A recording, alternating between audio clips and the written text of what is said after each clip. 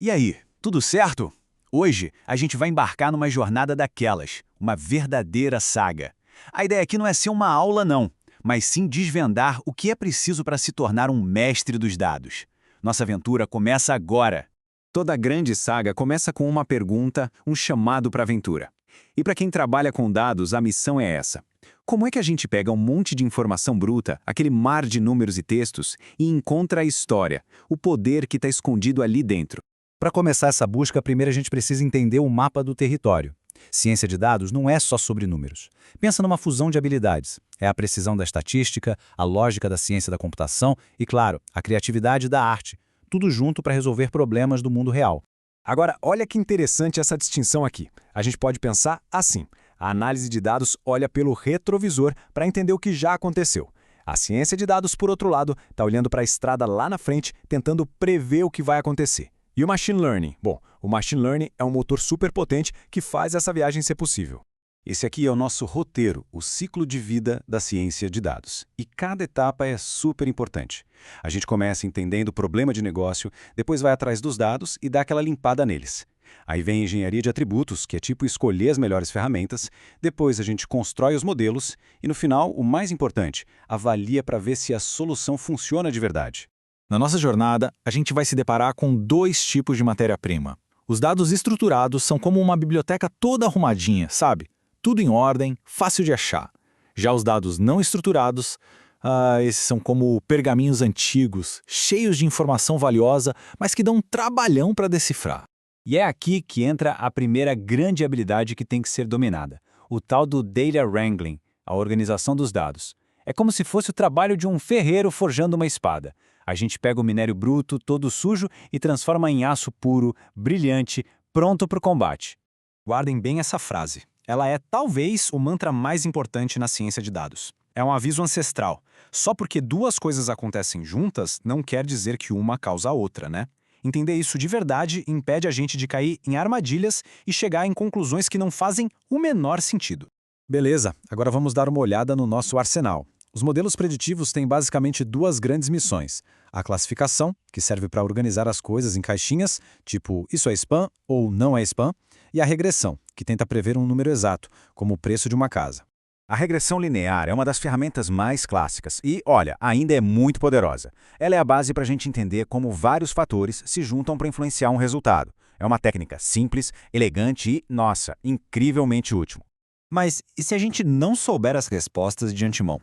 Aí que entra o Caminhos. Ele ajuda a encontrar padrões que estavam escondidos. Ele vai agrupando os dados por semelhança e, de repente, revela estruturas que a gente nem imaginava que existiam, tipo separar clientes em grupos de compra diferentes. Agora, vamos ver a evolução do poder. Uma árvore de decisão é bem fácil de entender. Parece que estamos seguindo um fluxograma mesmo. Mas uma random forest ou floresta aleatória, aí a coisa fica séria. É como se a gente consultasse um conselho de centenas de árvores ao mesmo tempo. A sabedoria de todo o grupo leva a previsões muito mais fortes e precisas. Mas claro, toda jornada tem seus perigos. E aqui estão dois grandes dragões que todo cientista de dados precisa enfrentar. O overfitting é quando o modelo decora os dados de treino. Em vez de aprender de verdade, ele aprende até o barulho. Já o underfitting é o oposto. O modelo é tão simples, tão bobinho, que ignora o padrão que está ali na cara dele. O grande desafio é achar o equilíbrio perfeito, o que a gente chama de trade-off entre viés e variância. O modelo simples demais tem um viés alto e não aprende. O modelo complexo demais tem uma variância alta e se perde nos detalhes. A maestria de um cientista de dados está justamente em caminhar nessa linha bem tênue. Então, como a gente sabe se o nosso modelo venceu a batalha? A gente entra na arena da matriz de confusão. Ela mostra, de um jeito bem claro, onde o modelo acertou e, mais importante ainda, onde ele errou. E essa tabela ilustra a ideia de forma brilhante. Os verdadeiros positivos e negativos são os acertos, perfeito. Já os falsos positivos e falsos negativos são os erros. Analisar essa matriz diz pra gente exatamente que tipo de erro nosso modelo está cometendo. Isso é essencial para poder melhorar ele. E a partir da matriz, a gente tira nossas métricas de performance. A precisão basicamente pergunta, de todas as vezes que eu disse acertei, quantas eu acertei de verdade? O recall já pergunta outra coisa. De todos os alvos que existiam, quantos eu consegui encontrar? E o F1 Score? Ele junta os dois para dar uma nota final de desempenho.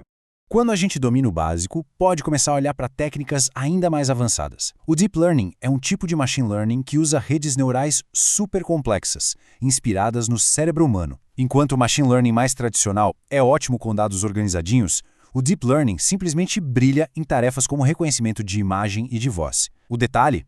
Ele precisa de uma quantidade absurda de dados para treinar. Por fim, a gente chega numa das áreas mais impressionantes, o processamento de linguagem natural. Aqui, a magia é ensinar as máquinas a entenderem a nossa língua. Pensa nos assistentes virtuais, tradutores automáticos, análise de sentimento em redes sociais. Tudo isso é possível porque a gente consegue destravar o conhecimento que está preso em textos e conversas. Bom, essa nossa saga de formação mostrou o caminho, as ferramentas e os desafios. Agora, a jornada de verdade pode começar. Com todo esse conhecimento em mãos, a pergunta muda. Não é mais o que dá para fazer, mas sim qual problema eu vou resolver. A aventura está só começando.